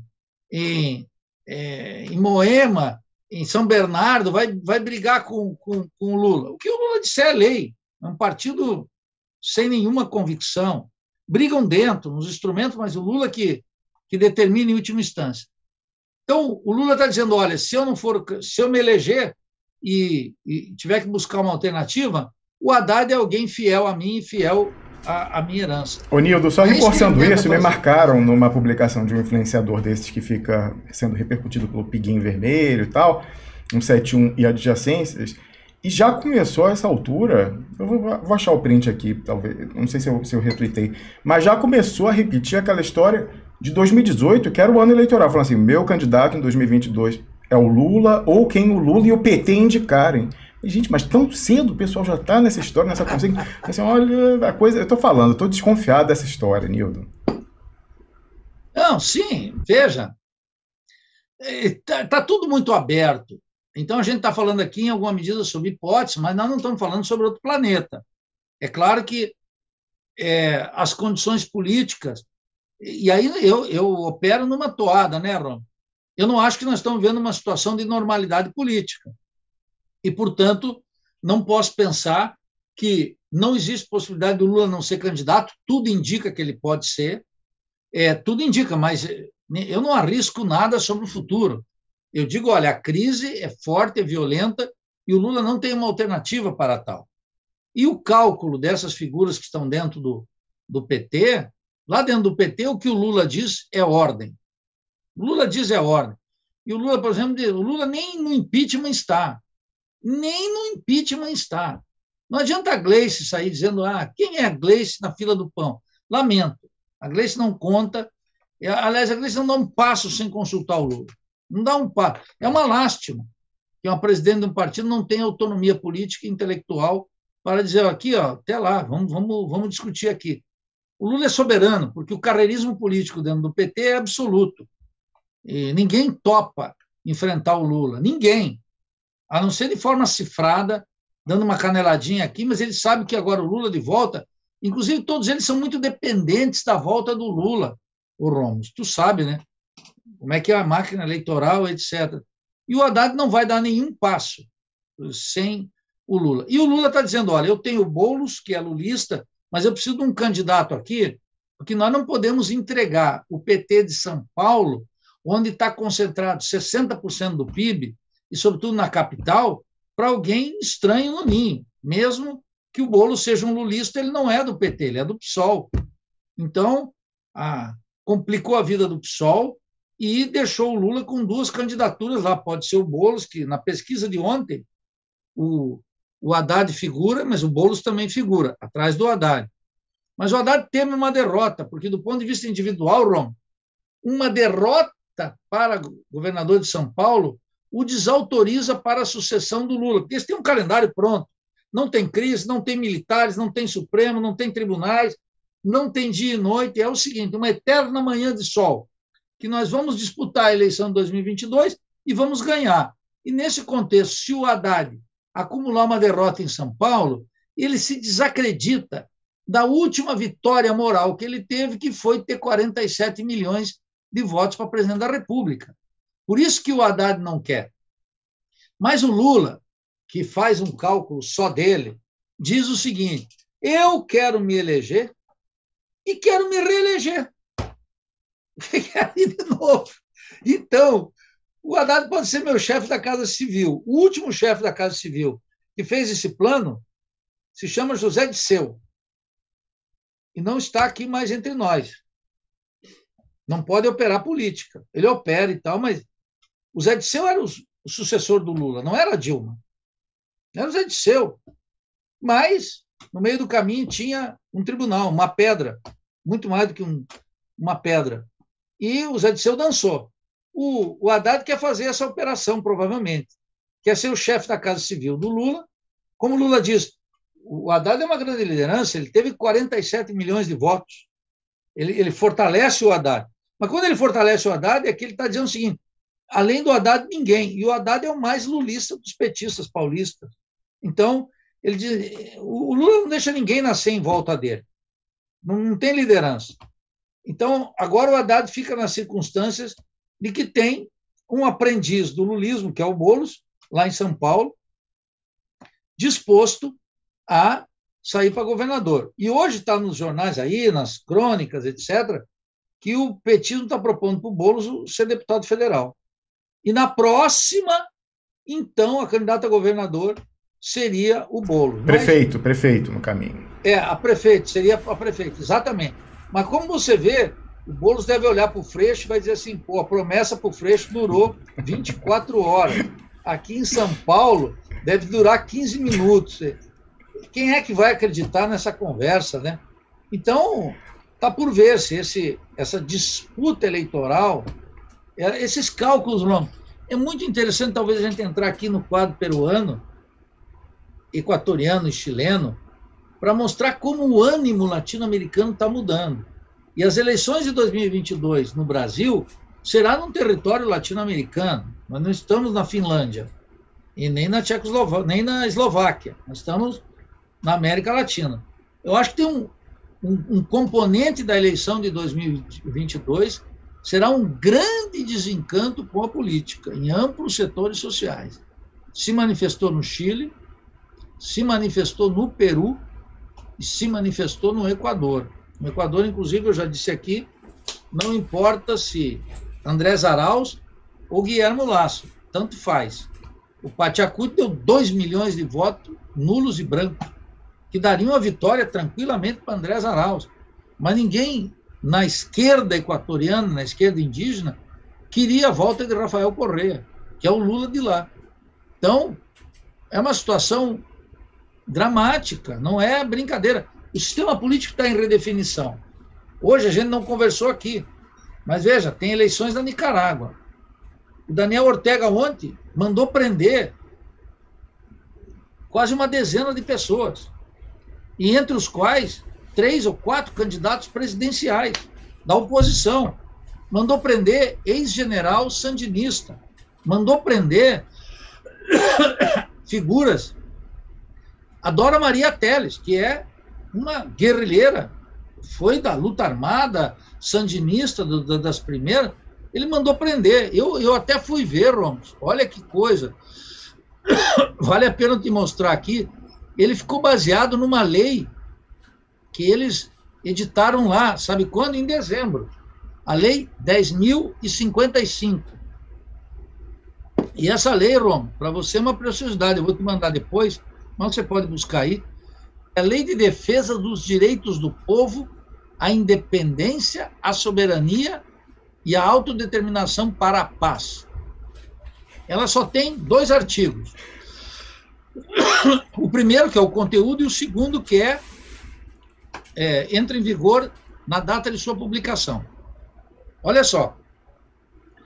Os nicaragüenses que encabecem ou financiem um golpe de Estado que altere a ordem constitucional, que fomente ou incentivem atos terroristas, que realizem atos que menosprezem a independência, a soberania, a autodeterminação, olha o caráter genérico, que incitem a ingerência estrangeira nos assuntos externos, que peçam intervenções militares, que se organizem com financiamento de potências estrangeiras para executar atos de terrorismo e desestabilização, que proponham ou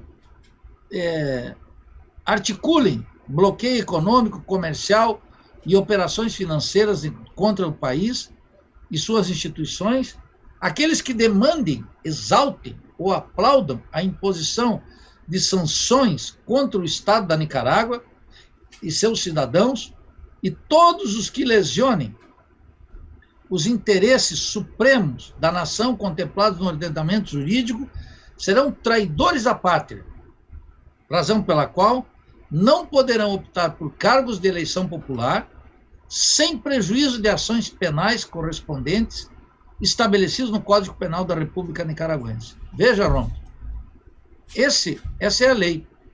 Com essa lei tão genérica, esse programa aqui poderia ser considerado um ato de ingerência.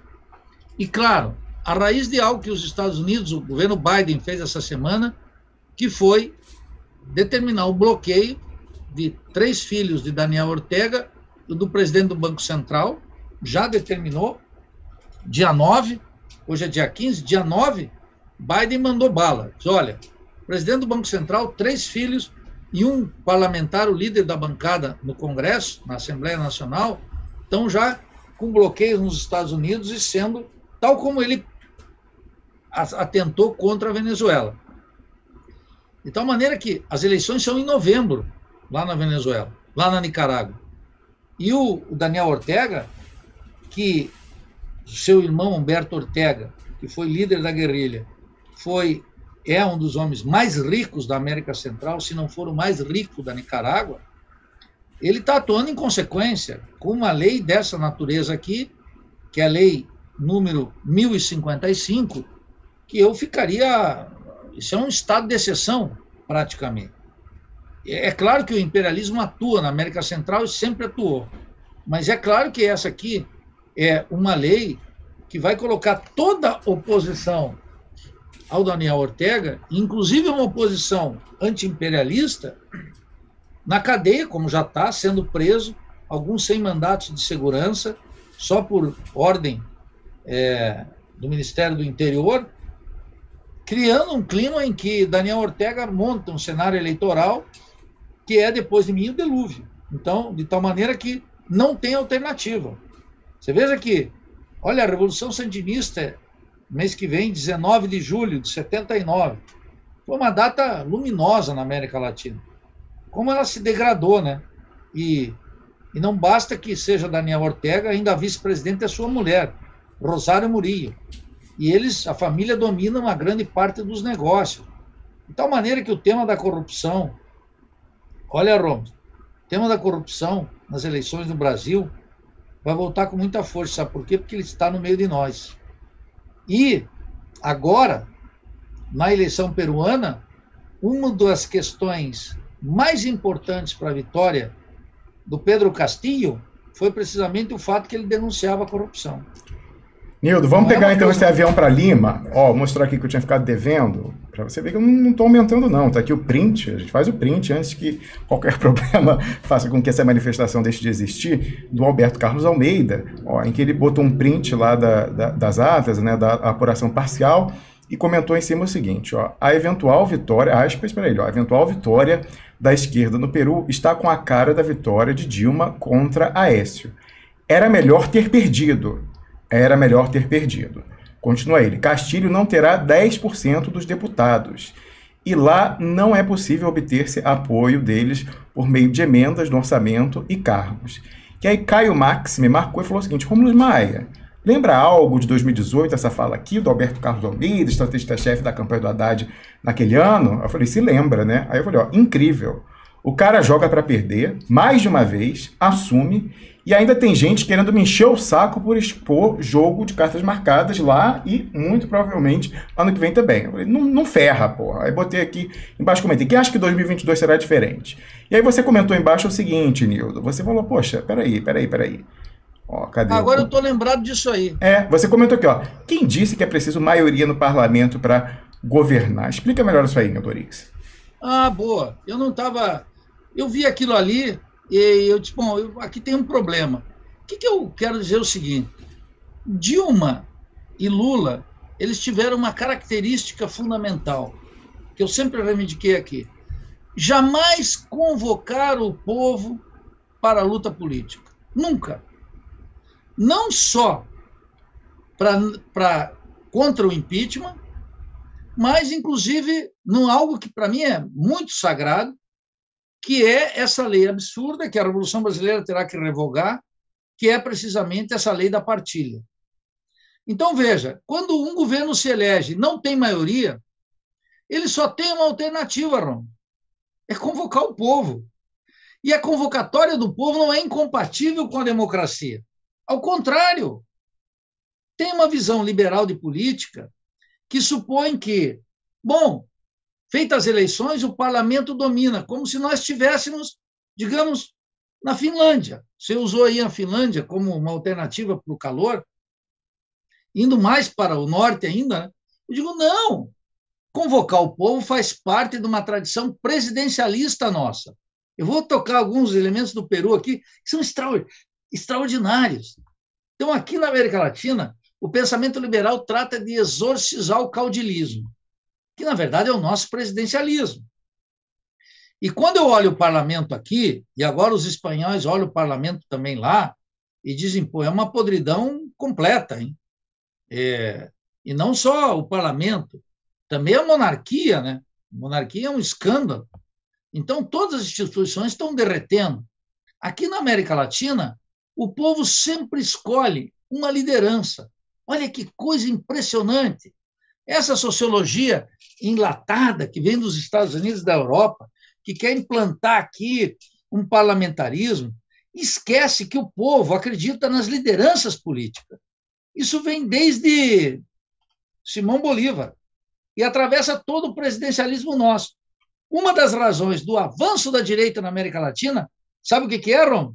É o enfraquecimento do presidencialismo e de figuras que são moles, figuras que acham grande parte da corrupção que levou Alan Garcia ao suicídio, Lula à cadeia, a Cristina Kirchner, a vice-presidente de Alberto Fernandes, é o fato que alimentava a ideia que tinha que negociar com o parlamento. Ora, essa gente não conhece que deputados e senadores são muito fáceis de se curvar. Se eu estivesse na presidência da República, toda a audiência com deputado e senador ia estar junto comigo, o chefe da Receita Federal. Está aqui comigo para tomar um café, para apresentar para o senador, porque só ameaçar com quebrar um sigilo fiscal, todo mundo já abaixa a crista, Rom. Porque a maior parte desses políticos, criados dentro de uma ordem burguesa apodrecida, eles têm um medo total. Eles têm pânico. Sabe por quê? Porque eles vivem acima das condições oferecidas pelo seu salário. E um político tem que viver de acordo com o seu salário. Na sua casa, com o seu carrinho. Não vai poder visitar o Miami todos os dias, todas as semanas, todos os meses, com aquele gosto muito deteriorado da classe dominante brasileira, não é? Eu sempre disse que eu gostaria de conhecer New Orleans, mas Miami não me interessa muito, porque eu vou em Vitacura, lá no Santiago do Chile, é quase igual. Então, quando eu observo isso, a minha questão foi, meu reparo agora, que você está recordando aqui, que bom que você recordou, foi para dizer o seguinte, escuta, não tem problema administrar. O meu problema de o Lula agora não é que ele não vai fazer maioria, é que tem uma crise no meio.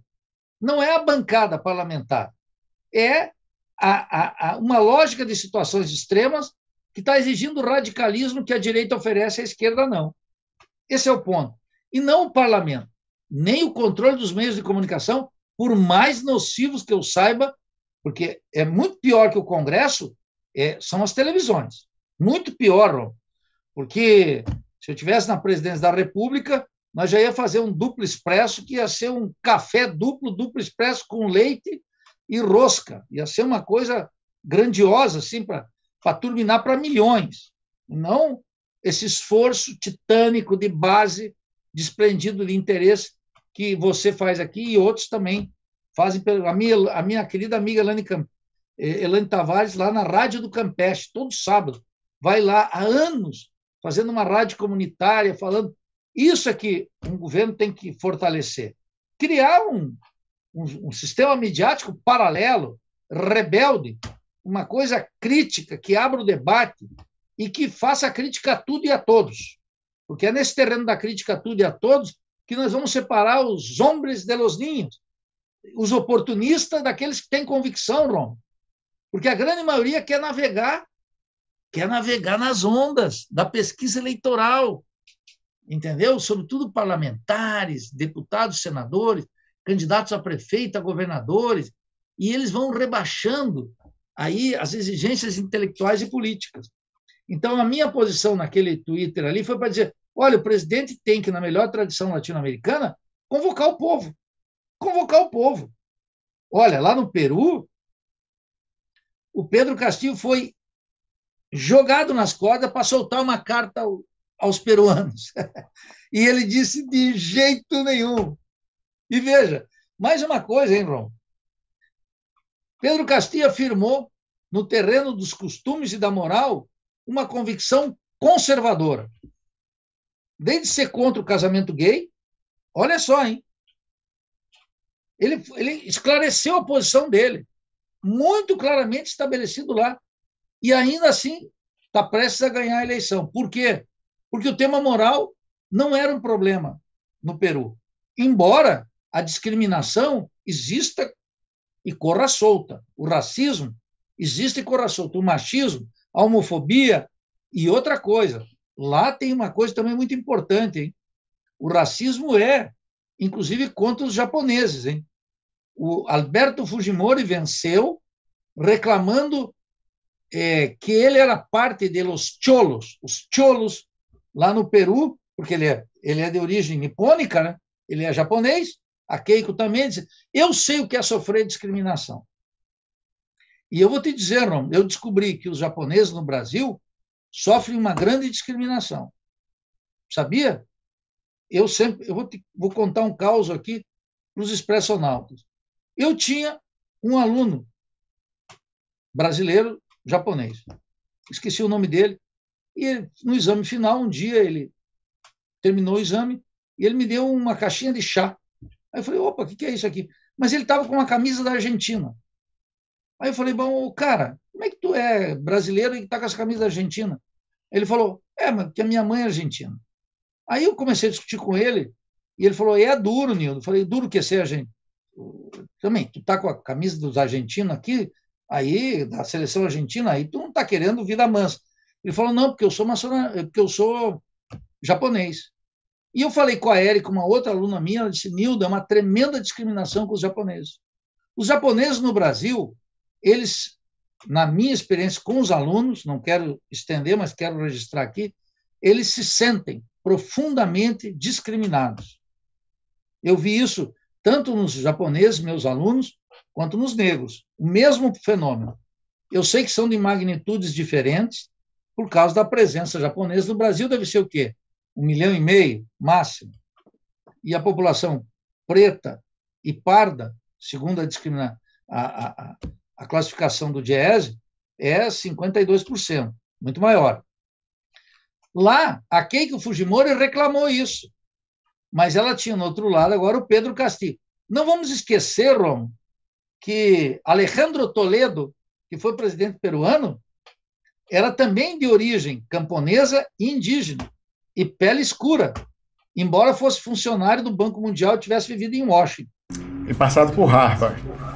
É isso. O sujeito passou por Harvard, ele costeou o alambrado. Não viu um, não escapou um até hoje. Não é? Nenhum. Então, veja, Rom, lá a questão racial não pesou e também não pesou a questão moral, porque os dois candidatos eram conservadores. O candidato das causas e do identitarismo lá no Peru era a Verônica. E ela foi rifada no primeiro turno. E ela teve que se filiar. O Pedro Castillo restituiu a questão da classe, dos trabalhadores, dos camponeses, dos pobres, do povo, e um programa para tirar o Peru da crise. Por isso que a eleição no Peru é uma eleição muito disputada. E, curiosamente, como eu já registrei aqui em discussões anteriores, Ron, lá no Equador, quem foi o porta-voz do identitarismo nas eleições do segundo turno foi o banqueiro de direita Guillermo Lasso. De tal maneira que aqui no Brasil nós vamos ver uma situação completamente nova em 2022. Se o calendário correr tudo certo, etc., a direita vai encampar um conjunto de temas ambientais, das mulheres, dos negros, da comunidade LGBT, etc., etc., etc., do identitarismo, vai encampar, não tem como não encampar, por um lado, ou vai instrumentalizar para liquidar com a oposição da esquerda liberal, e o desencanto com as eleições será muito grande em 2022, porque é agora. Eu não estou vendo nada de mobilização, exceto, Rômulo, se as mobilizações populares, e agora o 19, as mobilizações, eu tenho um calendário de mobilização no Brasil. Eu convoco todo mundo que saia para as ruas. Eu vou para lá também. O que acontece? Se isso não avançar, o quadro eleitoral será um quadro dentro de uma normalidade funcional à direita e à embaixada de Washington. Então, o quadro peruano é um quadro que mostra isso. Eu não sei o que o tribunal vai dizer lá. Eu não me arrisco. Conversando com a Elaine Tavares, que é a nossa jornalista aqui no IELA, eu me recusei a gravar uma análise do quadro peruano ainda, porque não temos um resultado oficial. Aqui é diferente. Você acha que não está consolidado ainda? Eu acho que não, porque a diferença é pequena. Veja, não é a primeira vez, já teve eleição no Peru decidida por 40 mil votos. Não seria a primeira vez. Agora é mais de 70 mil. Não é a primeira vez, isso já ocorreu. Isso já está claro. As eleições peruanas já foram decididas assim. Mas eu não sei Eu não conheço os tribunais peruanos. Eu prefiro ver, tudo indica que Pedro Castillo vai ser o vencedor, porque os tribunais lá, Ron, eles estão diante da iracúndia dos camponeses e da firme decisão do Pedro Castillo. O Pedro Castillo não será um Pachacuti no Equador. Pedro Castillo vai jogar muito mais pesado, tem capacidade de mobilização, não é brincadeira lá. Então, eu prefiro esperar, ver o que vai acontecer para a gente analisar já sobre fatos. Agora, queria antecipar algo aqui, já saudando a presença do Ender Pinheiro. Veja, Ron, eu estava lendo os articulistas latino-americanos que publicam na versão do The New York Times, que eles levam os latinos para lá para escrever, etc. E tal. Todos eles estão colocando o seguinte, tentando enquadrar a eleição do Pedro Castillo. Pedro Castillo pode mudar o Peru, mas não vai mudar o racismo. Como se essa fosse a questão essencial. Minimizando os temas do Estado e da economia. O que são os temas do Estado e da economia? Do Estado é um tema fundamental, Rom. Sabe qual é? É o tema da corrupção, que o Pedro Castillo bateu duríssimo contra a corrupção. Olha aqui, pessoal da esquerda liberal que está me escutando aí, aqui ninguém quer tocar na corrupção, por causa do petismo, do Lula, do Palocci, do Rolex, do Jeep importado, etc. E tal. Ninguém quer tocar nisso. Mas, no Peru, o Pedro Castillo, que arrastou massas, não adotou a pauta identitária, ao contrário, teve uma versão conservadora no terreno dos costumes. Claro, ele estava mais confortável porque a Keiko também. Embora a Keiko fosse mulher, mulher e japonesa. E isso tem discriminação. Atesto muito claramente. Segundo, o Pedro Castillo afirmou o seguinte, no outro lado tem uma candidata, filha de corrupto, filha de assassino, que praticou um terrorismo de Estado, que tem que limpar os tribunais e é processada também.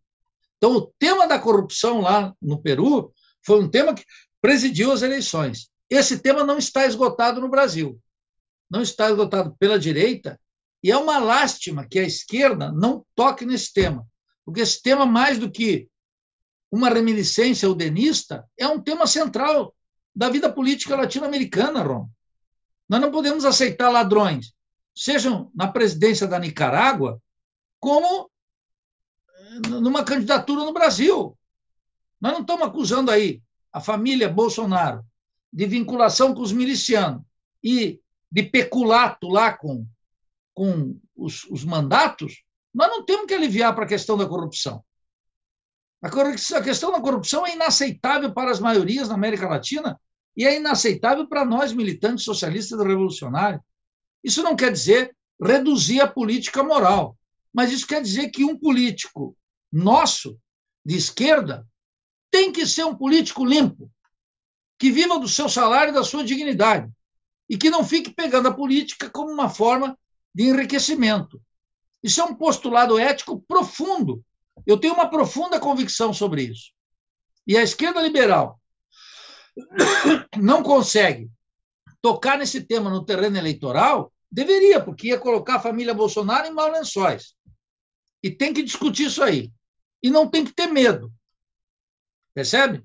Mas ela tem medo, porque aí vão começar a discutir o petrolão e o mensalão e toda essa ladainha da direita. Mas não tem, a esquerda vai ter que tocar nisso. Se não tocar, vai perder apoio.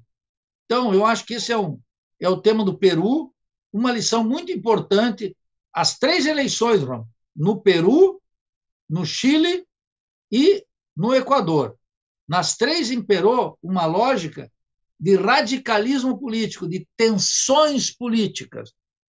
Como é que isso vai operar no Brasil? Eu acho que o Brasil está no pêndulo latino-americano, com as particularidades nacionais, com o ritmo nacional brasileiro, que é diferente dos demais, mas não está no outro planeta. Nós estamos aqui, no lado escuro do azul, na América Latina. E essa esquerda que volta sob a hegemonia do Lula, que é a esquerda liberal, só agrava a crise e não tem capacidade de tirar o país da crise. Esse é o tema. Por isso que Bolsonaro vem com força. É o que eu avalio hoje, dia 15 de junho. Se amanhã o dia não nascer e a noite for eterna, eu venho aqui e faço minha autocrítica, mas hoje eu estou convencido disso, profundamente convencido disso. Muito bem, o tempo vai dizer. Nildo Domingos Ourix, muito obrigado pela sua presença aqui hoje. A gente aguarda a sua volta ao pé do canhão mais uma vez. Rômulos, estimadíssimos e todos os expressionautas, que foi um prazer. 3 semanas sem aparecer aqui, mas na próxima terça-feira estaremos aqui firmes ao pé do canhão. Um abraço ao Wendel, a você e a todos que nos prestigiaram com a audiência. Grande abraço, até semana que vem. Grande abraço. A gente